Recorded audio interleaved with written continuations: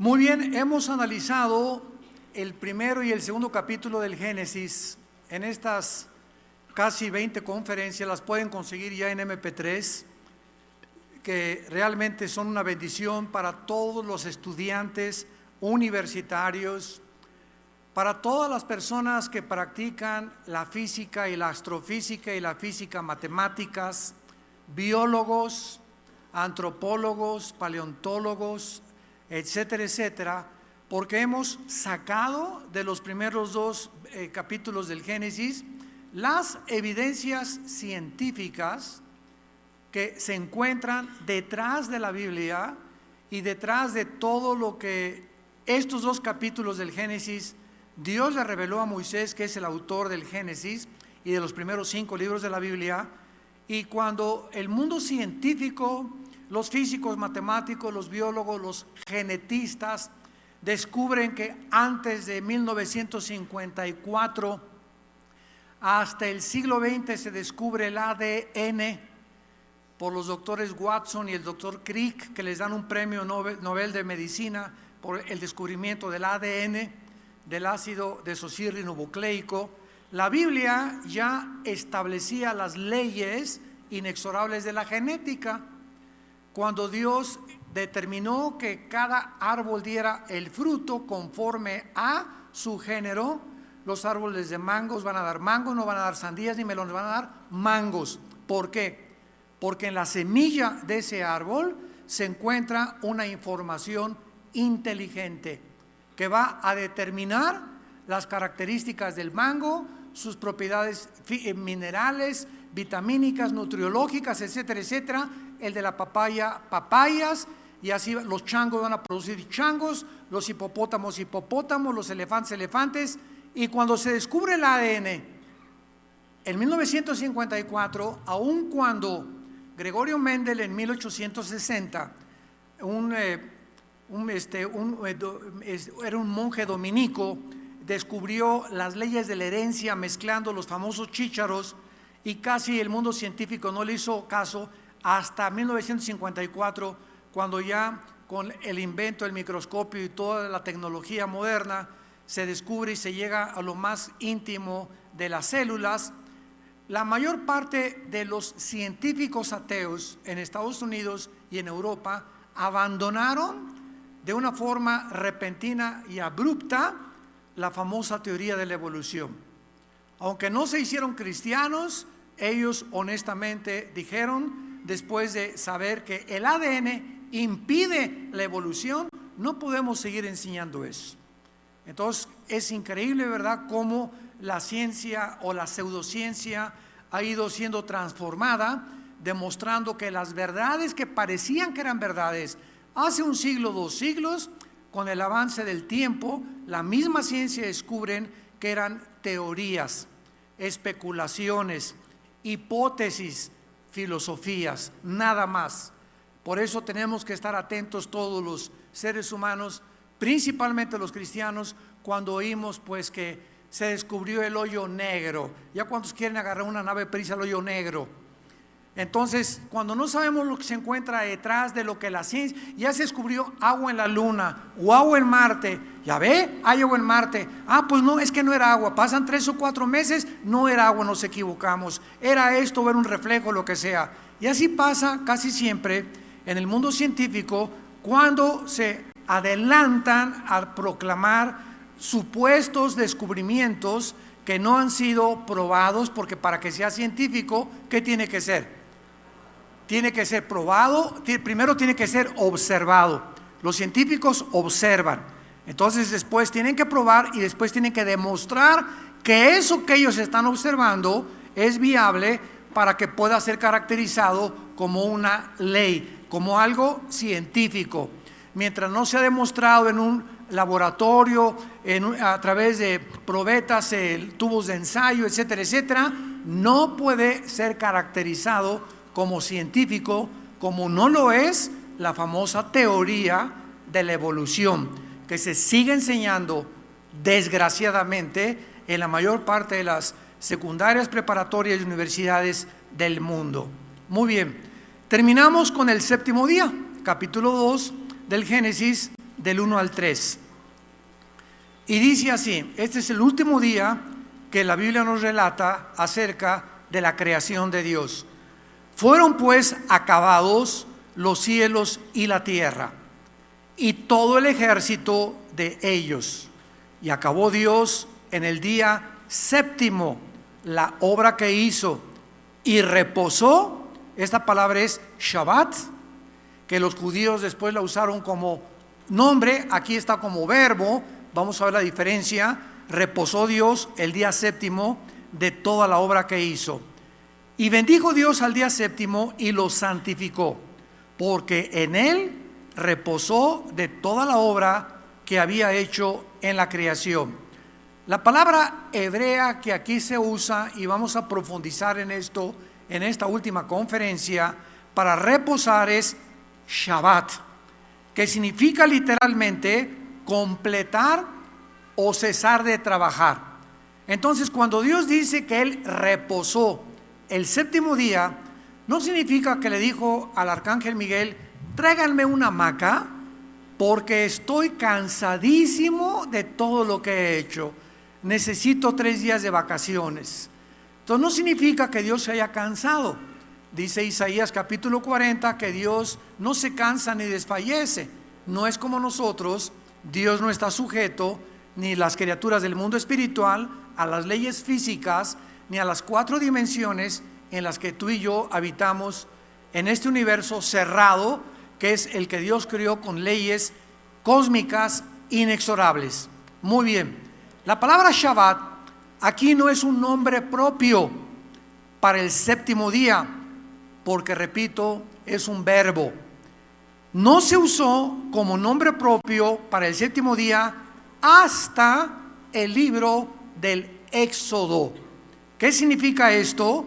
Porque fue hasta el Éxodo que Dios ordenó el Shabbat o el séptimo día a Israel, para que después de 6 días ellos trabajaran. Esto es asombroso, porque independientemente de la interpretación teológica, es increíble que el calendario está actualizado y ordenado en semanas de 7 días, y solo existe una razón. Dios mismo estableció que el ser humano después de 6 días necesita detenerse. No son 8 días, ni a los 5 días, ni a los 4 días. Entonces, lo que Dios le ordena a Israel, lo vamos a ver espiritualmente, como Cristo lo cumple. Y cuando el cristiano entra al reposo de Dios, ya no es para descansar el sábado, sino que ahora hay gente que nos pregunta, siempre que voy a algún lugar: ¿y ustedes los cristianos por qué no guardan el sábado? Mi respuesta es: oye, te ganamos. Nosotros guardamos el sábado, el domingo, el lunes, el martes, el miércoles, el jueves y el viernes. ¿Por qué? Porque lo que era una señal solamente para Israel, para nosotros es espiritual, porque cuando venimos a Cristo hemos descansado en Él. Jesús es nuestro Shabbat. Entonces, cuando vienes a Cristo, descansas de tus obras, descansas de tratar de hacer obras para agradar a Dios. Esta es la diferencia entre la justificación por la fe y los que buscan hacer algo, sacrificarse o cumplir con una religión para que Dios los acepte. Nosotros hemos aceptado en el amado, en lo que Jesús hizo en la cruz. Lo voy a explicar con más detalles más adelante. Muy bien, veamos pues entonces que aunque muchos enseñan el sábado fue ordenado desde la creación, aquí no hay ningún mandamiento para guardar el Shabbat, para guardar el sábado. El mandamiento fue dado hasta el libro del Éxodo, cuando en el monte Sinaí Dios le dio las leyes morales, civiles y ceremoniales a Moisés. Vamos a ver las bases de este sábado y basados en la creación. Y esto es muy importante. Número 1, los que quieran ir tomando nota. La base del sábado y la razón por la cual Dios descansa el día séptimo es para recordarle a Israel, el pueblo y la nación que Él iba a formar después, cuando Dios hasta el capítulo 12 llama a Abraham, y de un hombre Dios le dice a Abraham: te voy a multiplicar, y las naciones a través de la historia van a ser bendecidas por ti. ¿Por qué? Porque a través de los judíos vino el Mesías, y a través de los judíos tenemos las sagradas escrituras. Entonces Dios escoge formar una nación, que es la nación de Israel, para que pudiéramos nosotros ser bendecidos todos con la Biblia y con la persona de Cristo. Y si Dios hubiera escogido a los mexicanos, los guatemaltecos hubieran dicho: ¿y por qué no a nosotros? Y si hubiera escogido a los italianos, los franceses hubieran dicho: ¿y por qué a los franceses? Y así es el ser humano. ¿Y por qué escogido a los judíos? Porque le dio la gana, porque Él es soberano. Y si hubiera escogido a los ingleses, ¿y por qué no los alemanes? La cuestión es que Dios, en su soberanía, escoge una nación y un punto geográfico en el mundo, donde los árabes son 250 millones, más todavía que los judíos.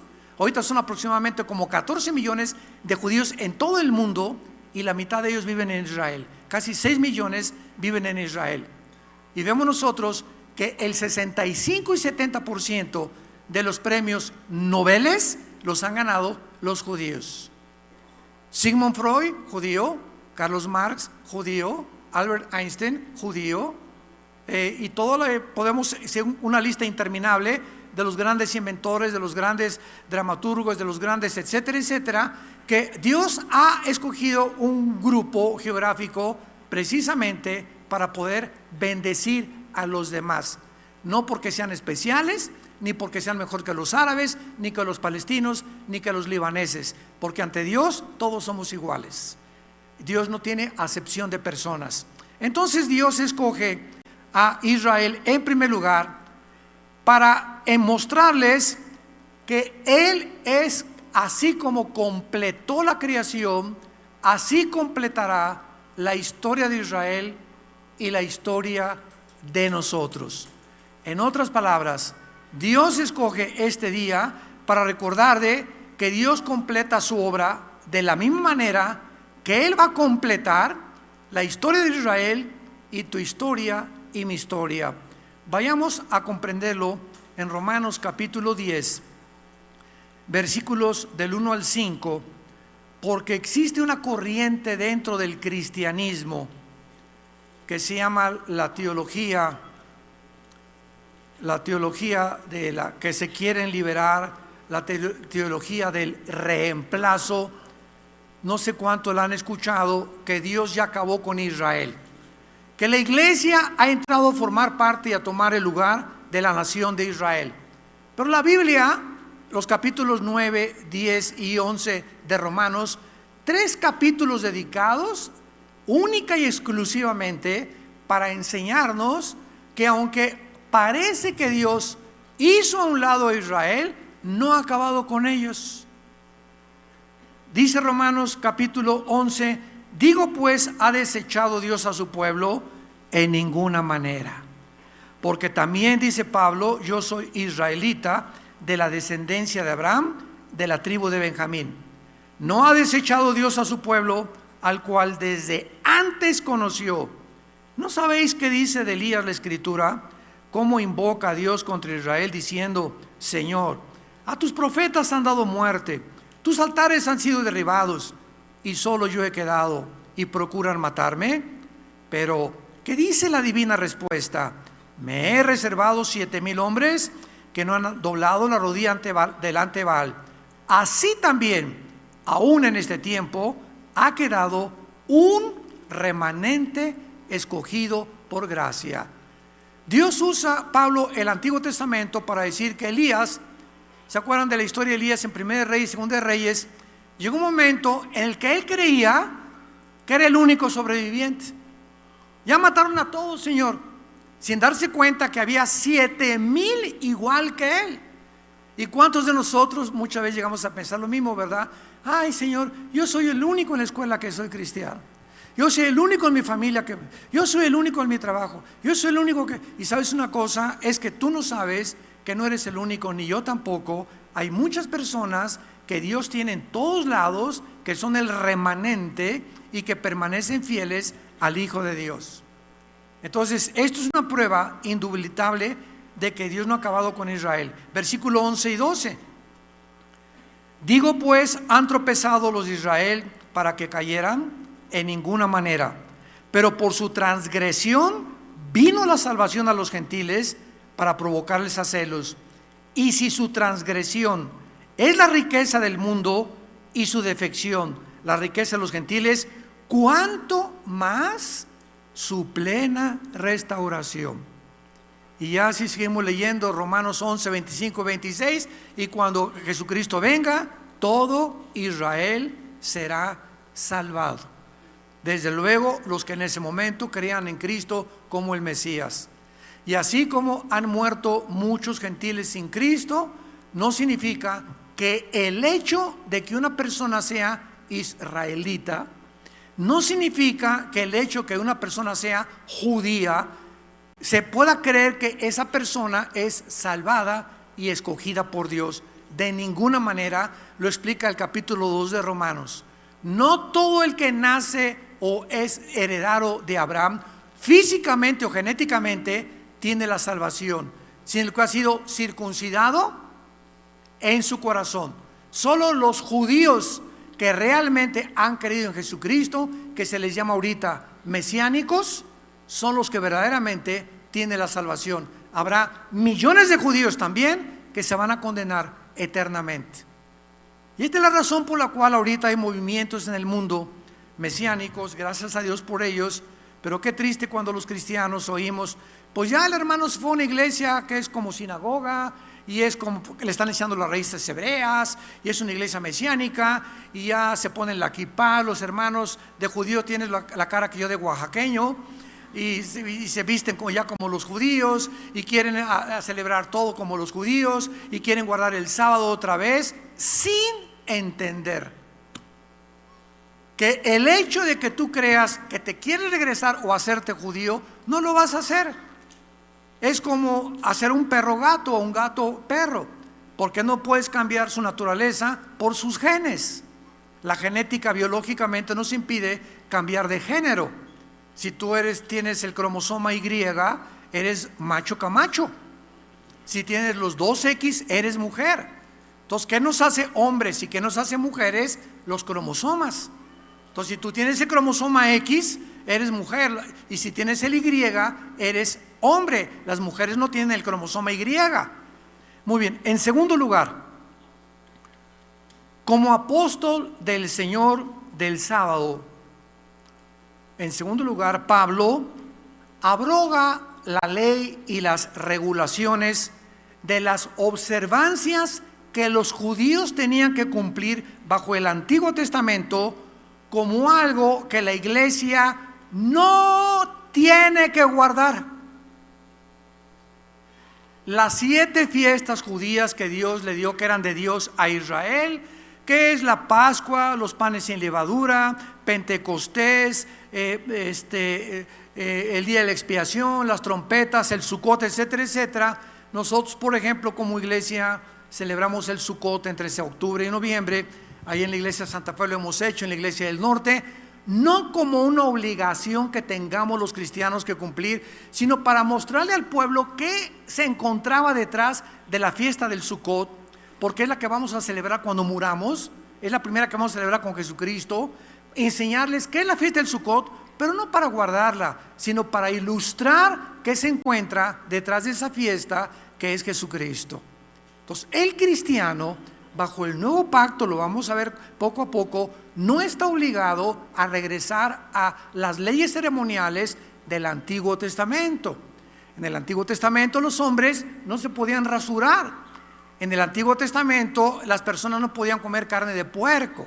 En el Antiguo Testamento tenían el sábado que guardarlo, tenían que matar un becerro, tenían que matar corderos. Los más pobres, como la Virgen María y José, los padres de Cristo, eran tan pobres que el día del sacrificio tuvieron que ofrecer un palomino, que eran las aves para las personas que eran muy pobres.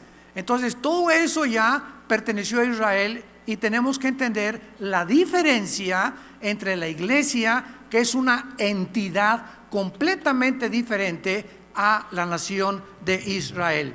Vamos a ver poco a poco, por ejemplo, comencemos con Colosenses capítulo 2, donde el apóstol Pablo a esta iglesia que querían regresar al legalismo otra vez, a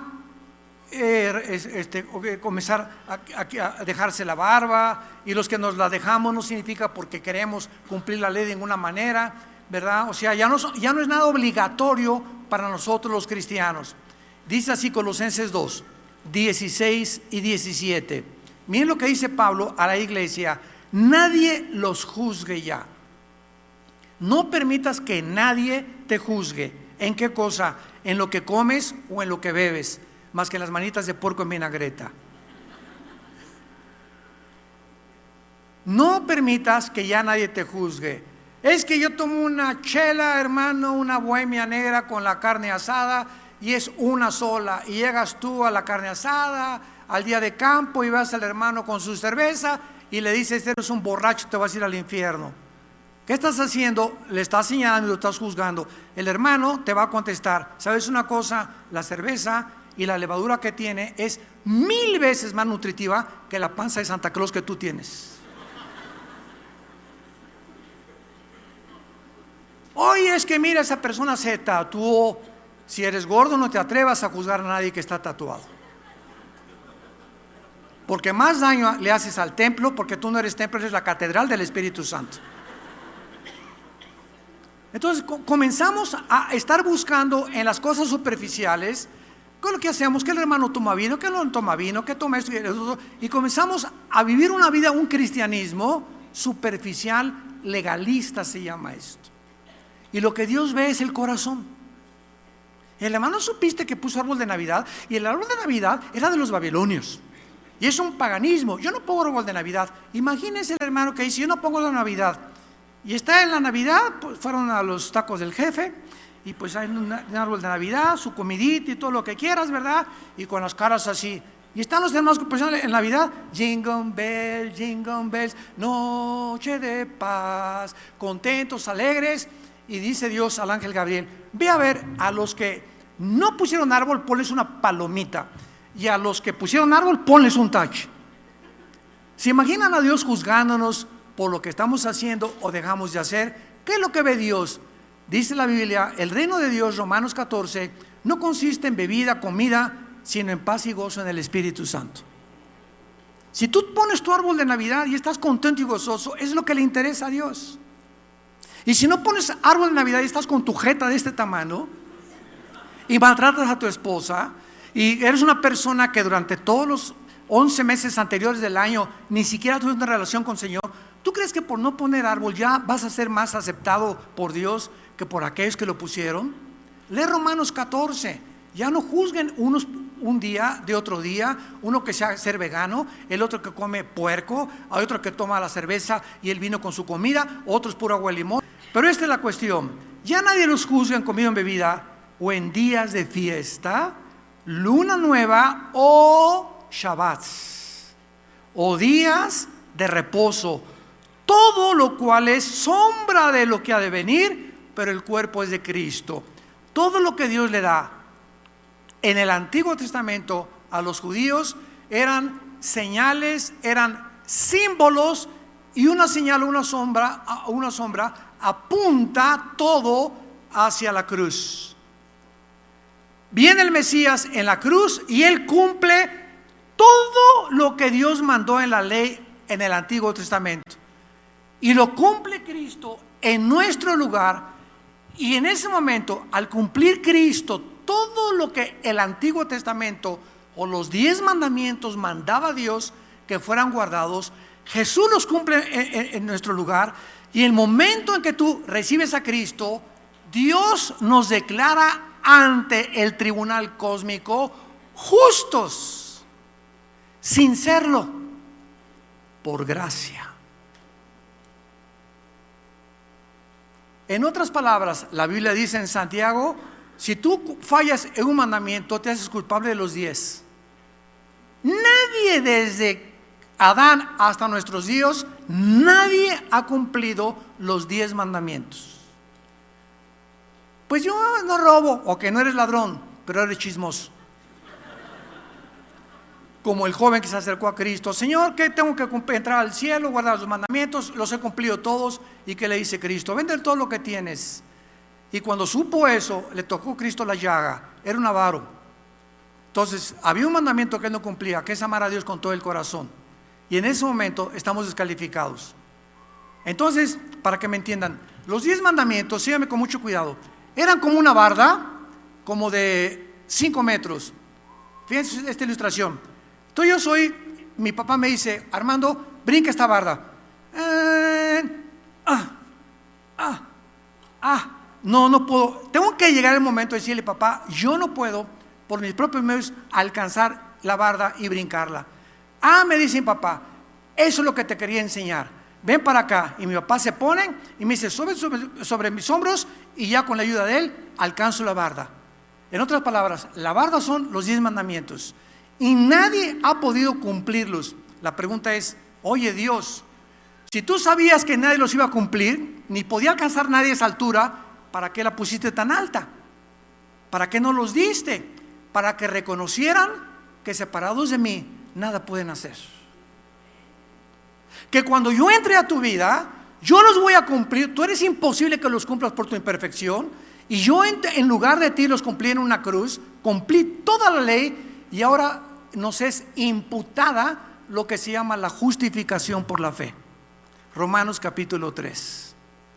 Somos declarados justos por Dios, no porque lo seamos, sino porque alguien en nuestro lugar hizo la justicia y cumplió la justicia que nosotros nunca hubiéramos podido cumplir.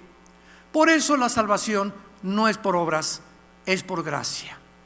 Porque por obras nadie alcanza la barda, nadie alcanza a cumplir las leyes de Dios. Él tiene que entrar a nuestra vida e imputarnos esa justicia que no es de nosotros. Otro ejemplo es en el Antiguo Testamento. Cuando alguien pecaba, haz de cuenta que el pecado es una mancha en la camisa. Entonces, cuando alguien pecaba, se manchaba la camisa y venía corriendo al altar, ofrecía un sacrificio, y en ese momento salía del altar cubierto.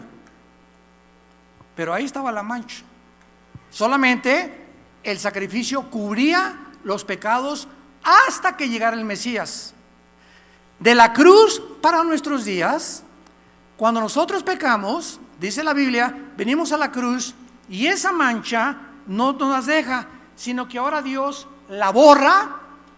Nunca me acordaré de tus pecados, y nos cubre este saco, es la justicia de Cristo, y me pongo la justicia de Cristo, y ahora me acerco a Dios, no en mi justicia, no en mis méritos. Señor, ya cumplí tu ley, ya hice un asilo de ancianos, ya hice un orfanatorio, ya le regalé en Navidad dulce a los niños, ya me estoy portando bien, no vengo ante ninguna obra que yo haya hecho a Dios. Y cuando me dice Dios: ven como limosnero, déjame que yo te cubra, de ahí en adelante los cristianos somos cubiertos con una justicia que no es de nosotros, es la justicia de Jesús. Pero al vernos Dios con esta justicia,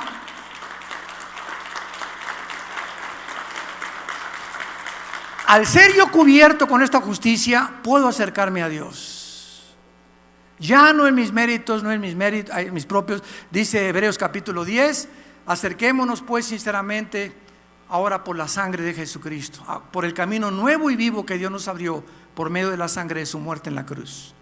Entonces, cuando yo oro hoy en la noche o en la mañana, cuando me levanto y le digo: Padre Santo que estás en los cielos, Él me oye no porque yo sea bueno, no porque lo merezca, no porque yo sea digno. No hay nadie digno, todos somos indignos ante Dios. Vengo y me acerco a Dios en los méritos de su Hijo, mi Salvador, que vive dentro de mí, y vengo en tu nombre, Jesús, a acercarme a tu Padre. Acerquémonos al trono de la gracia, dice en Hebreos capítulo 10, ante el trono de la misericordia, para alcanzar gracia y misericordia en el tiempo oportuno.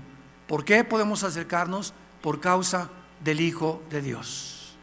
Si tú eres presidente de la República y tu hijo está fuera de tu oficina, si dicen: te busca Perico de los Palotes, ¿quién ni lo conozco? Digan que se bañe, que se vaya por ahí, ¿verdad? Yo no, pero oiga, le habla a su hijo. El hecho que me digan a su hijo, abre la puerta y le doy entrada sin ninguna credencial, simplemente porque es mi hijo. Cuando nosotros venimos a tocarle la puerta a Dios a orar, Él sabe quiénes son sus hijos y quiénes no son sus hijos.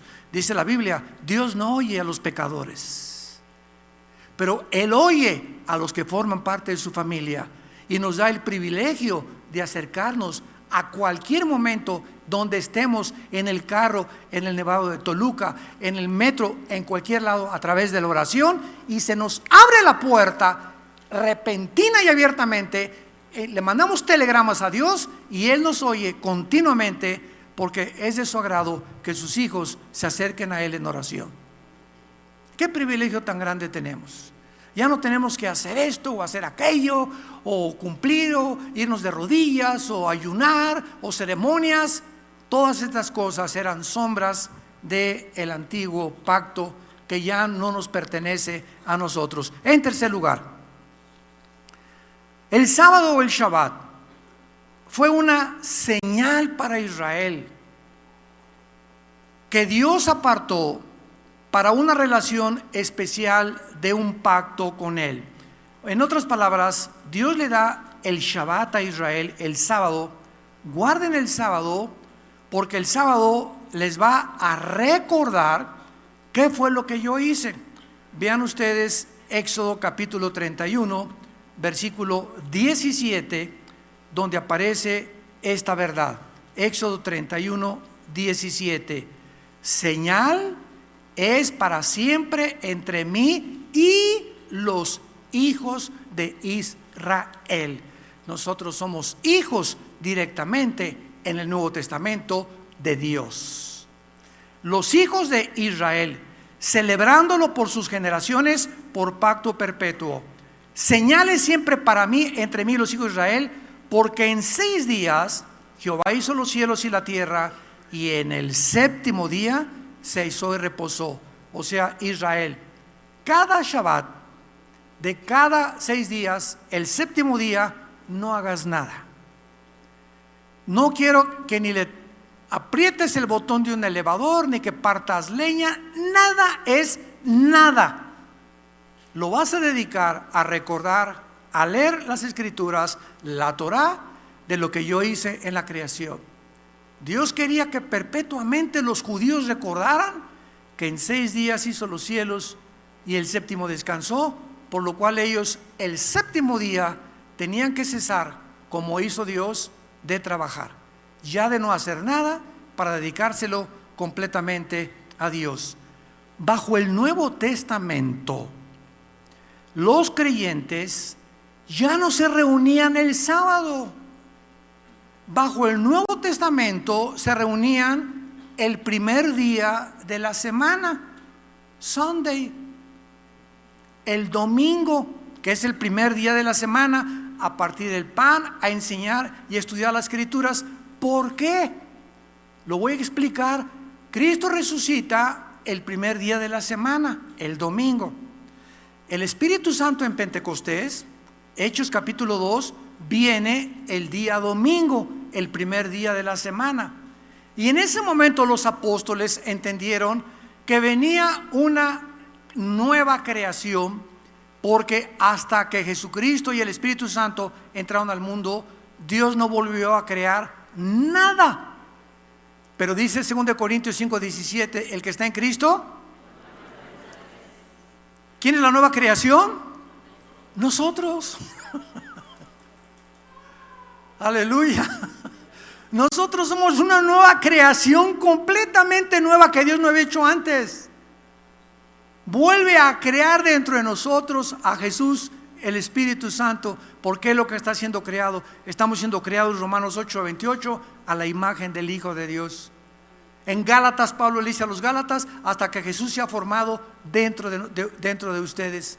Ahora veamos esta verdad. Por ejemplo, Hechos, cuando ya los apóstoles comienzan a reunirse, Hechos 20, versículo 7. El primer día de la semana, ¿cuándo es? El domingo. Reunidos los discípulos para partir el pan, Pablo les enseñaba, habiendo de salir al día siguiente, y alargó el discurso hasta la medianoche. Ya no era el sábado cuando se reunían a partir el pan. Ahora, después de Pentecostés, los apóstoles y discípulos comenzaron a reunirse el día domingo. Pero vamos a confirmar todavía aún más esto que acabamos de leer. Y vayamos a la primera carta a los Corintios, capítulo 16, para que veamos la corroboración y la confirmación de lo que estamos enseñando. 1 Corintios 16, del 1 al 2. En cuanto a la ofrenda para los santos, hagan ustedes también de la manera que les ordené en las iglesias de Galacia, cada primer día de la semana, o sea, cada domingo, cada uno de vosotros ponga aparte algo, como lo hacemos cada domingo, la ofrenda o el diezmo, según haya prosperado, guardándolo, para que cuando yo llegue no se recojan entonces ofrendas. Ya ahora los apóstoles partían el pan, recogían las ofrendas, todo lo que hacían era el primer día de la semana. Israel, Dios le dio el séptimo día, a nosotros nos dio el primer día, que para ellos es el octavo día. Sígame con cuidado. El número 7, esto es en la gematría, que es el conocimiento de los números de acuerdo a las letras hebreas y griegas. Gematría con G de Jorge, perdón, de Gárgara. En la gematría, el 7 representa lo completo, la perfección. Pero todos los nombres de Jesús, admirable, consejero, Dios fuerte, Jesucristo, suman el 8. Esto es increíble. Suman el 8. Nosotros pasamos de lo completo, que es el 7, a aquello que solamente puede ser lo perfecto a la semejanza de Él. David escribía en el Antiguo Testamento: cuando despierte, o sea, cuando muera, seré semejante a ti, despertaré a tu semejanza. Y ahora que nosotros celebramos el primer día de la semana, que es el octavo para ellos, hemos entrado a la perfección con Cristo en nuestra vida. El hombre sin Jesús es un ser humano incompleto. No podrás jamás llegar al final de la meta del propósito de tu vida sin Jesucristo en tu corazón, porque Él ha venido precisamente a mostrarnos estas grandes verdades. En quinto lugar, en el libro de los Hebreos encontramos la expresión precisamente del Shabbat a la iglesia, interpretándonos el Espíritu Santo, lo que significa el sábado para nosotros los cristianos. Hebreos capítulo 4. Temamos pues, no sea que permaneciendo aún la promesa de entrar en el Shabbat, que aquí se tradujo el catapausis o el descanso, alguno de ustedes parezca no haberlo alcanzado. Porque también a nosotros se nos ha anunciado la buena nueva como a ellos, pero no les aprovechó el oír la palabra por no ir acompañada de fe en los que lo oyeron. Pero los que hemos creído hemos entrado ¿en dónde? Los que hemos creído hemos entrado en el reposo de Dios, en el descanso de Dios. ¿Qué es lo que nos hace descansar de esa conciencia que nos atormentaba? Y hermano, pues usted no sabe lo que yo fui. He abortado 7 niños, he matado 25 personas. Me dicen que fui el borracho, parrandero, jugador de Metepec. Me decían la leona, hermano, de Peralvillo. Usted no sabe que yo fui el máximo capo de capos y el traficante más grande que existe en el mundo de drogas. ¿Usted cree? Esto que estoy diciéndoles a ustedes es el testimonio de quienes creen. Cuando fuimos a las prisiones, ahora ya no tengo tiempo de ir, pero tenemos un ministerio en México que va a Santa Marta Catitla, vamos al Moloya cuando nos permiten cada 2 o 3 meses, y en la cárcel de mujeres encontramos, al compartir estos mensajes, estos testimonios. ¿Usted cree, como me dijo un muchacho en 1987 en Santa Marta, Catitla, que después de que prediqué se acercó conmigo llorando y me dice: pastor, yo soy una persona y le quiero confesarlo a usted, soy un asesino. Estoy aquí, me dijo, en la cárcel porque en el periférico, yendo hacia Ciudad Satélite, alguien se me atravesó y le di 2 balazos con mi 38, y por ese crimen estoy pagando 15 años en Santa Marta, Catitla, pero yo debo antes de eso a 25 más. Antes de ese crimen, a los 14 años maté por primera vez a una persona. A los 15 yo era asesino a sueldo de un político en Veracruz. Y después me convertí en un asalariado, en un sicario, donde comencé a cobrar por cada persona y me pagaban de 30 a 50 mil pesos por cada persona que yo mataba. Y por esos 25 crímenes y porque yo estoy aquí, ¿usted cree que Cristo me pueda perdonar? ¿Saben qué le contesté? La sangre de Cristo nos limpia de toda maldad.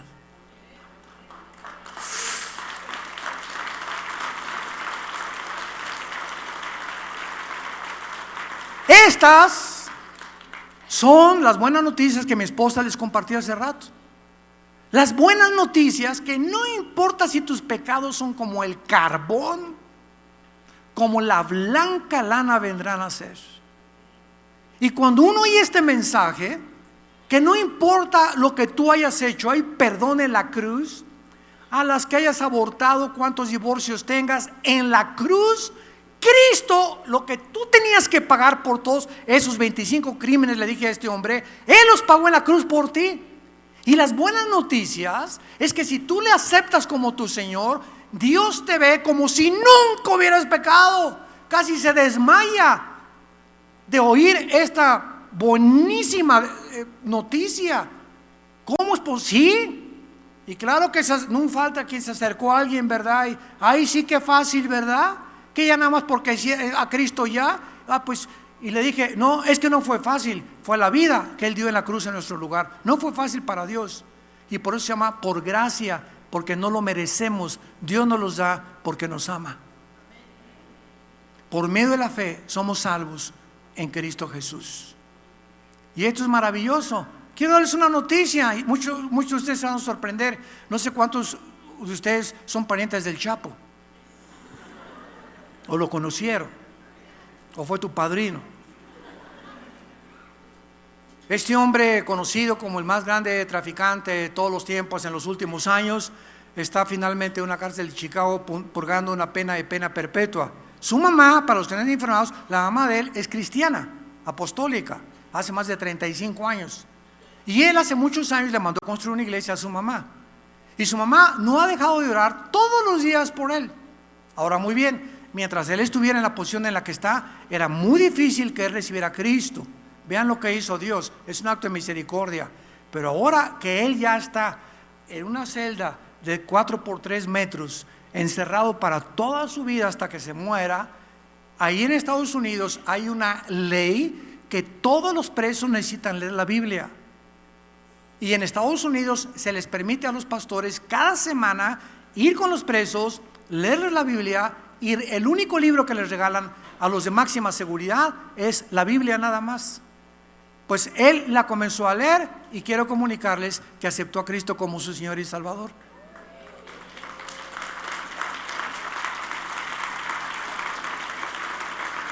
Inmediatamente. Y todo lo que hizo lo pagó Cristo en la cruz. Y todo lo que hiciste tú. ¿Alguien puede levantarse y decir que es mejor que otro? ¿Alguien es tan fariseo, tan farisea para decir, es que yo no sé cómo es, ni cómo esa prostituta? A eso vino Cristo, y eso fue por lo que lo persiguieron y lo crucificaron, por envidia.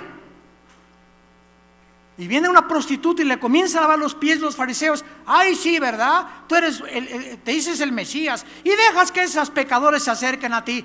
A eso vino, dijo Jesucristo, por los enfermos, no por los que se creen sanos. Y ese es tu problema y tu problema y tu problema y el problema de mucha gente que se creen tan justos delante de Dios que por ser tan buenos y no son tan malos como los demás merecen el cielo. Y el cielo es para los reconciliantes pecadores. Porque los que más han pecado son los que más aman a Dios. ¿Sabías eso? Mientras más pecador hayas sido y más te haya perdonado Dios, más es tu agradecimiento y tu amor hacia Él, precisamente por eso, de saber que jamás hubiéramos podido pagar por lo que habíamos hecho y Él tuvo misericordia de nosotros.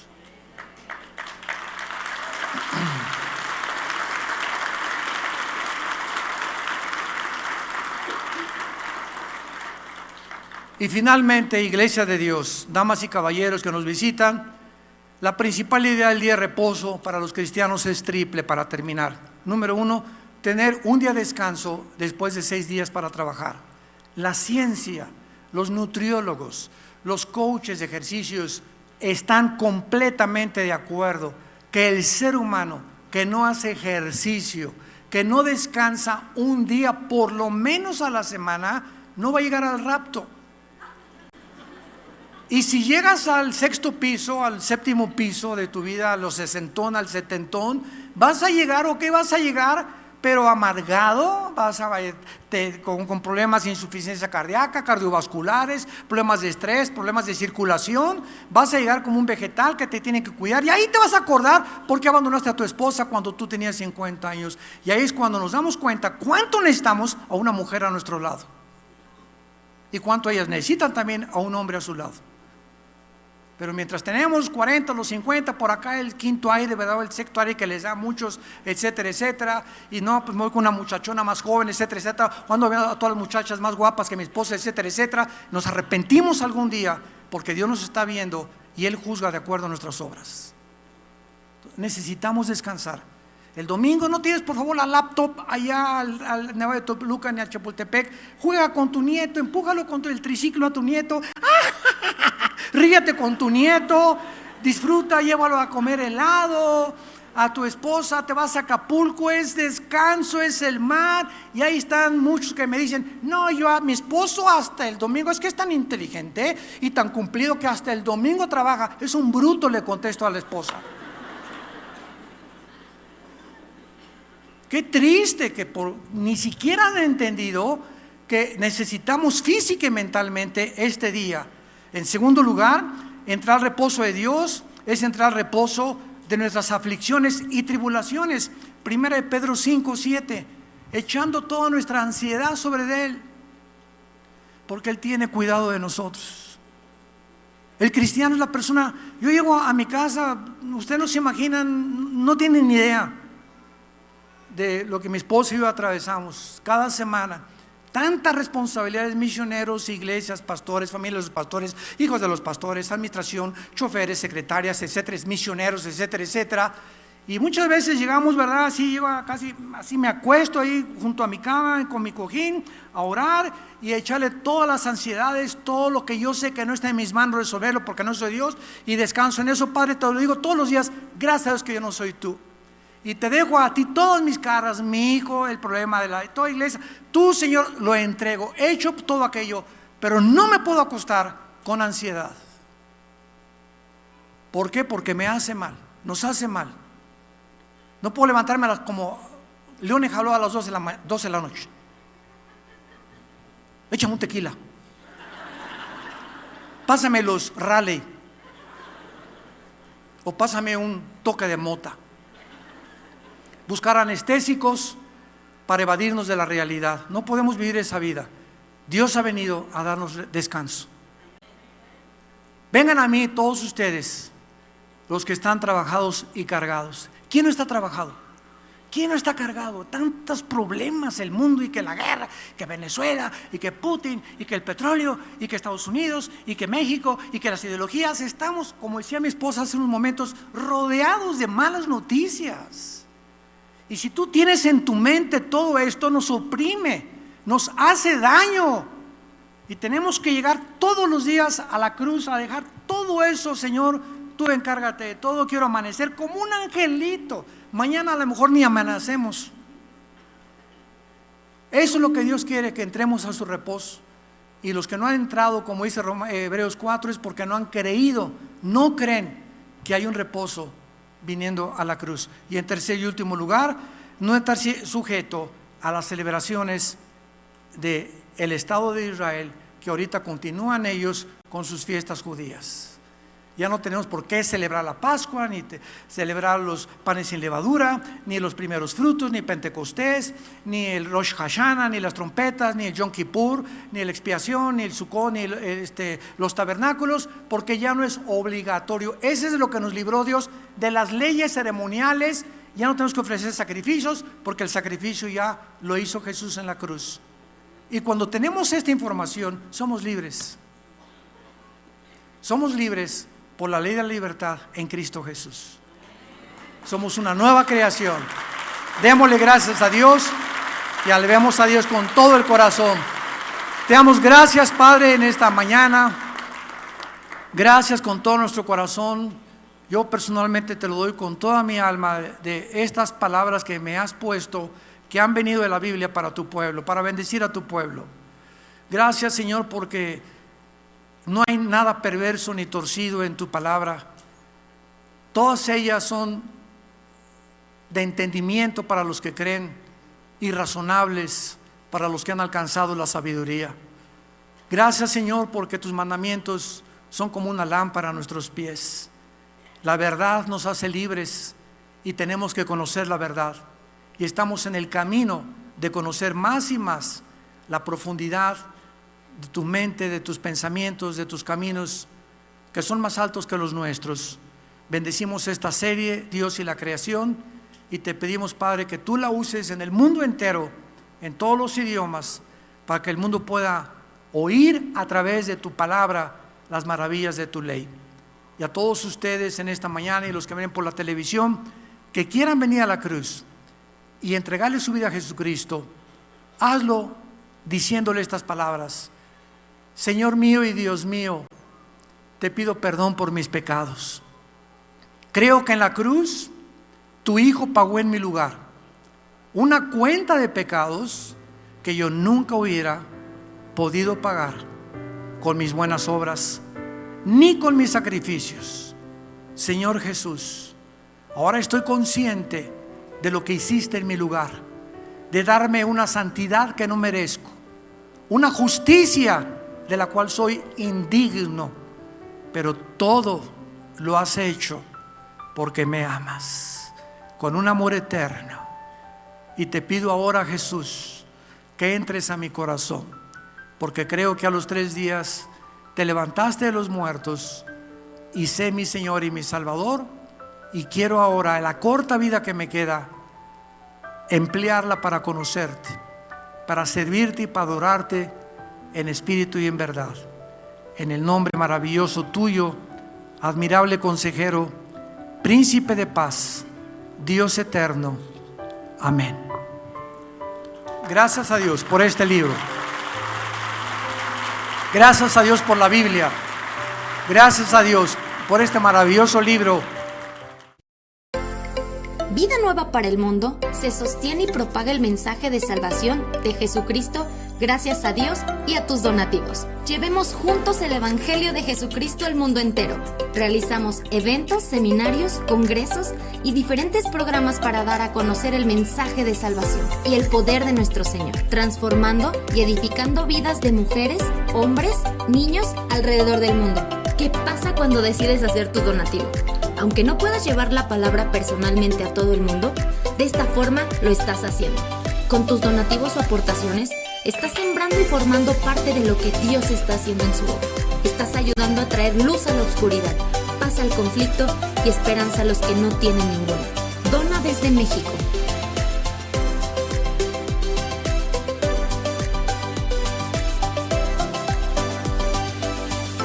Dona desde Estados Unidos.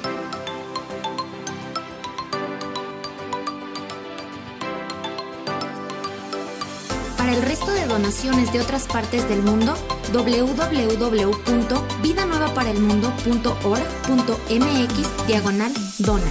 Estamos cumpliendo la gran comisión. Por tanto, vayan y hagan discípulos a todas las naciones. bautizándolos en el nombre del Padre, del Hijo y del Espíritu Santo, enseñándoles que guarden todas las cosas que les he mandado. Y he aquí que yo estoy con ustedes todos los días hasta el fin del mundo.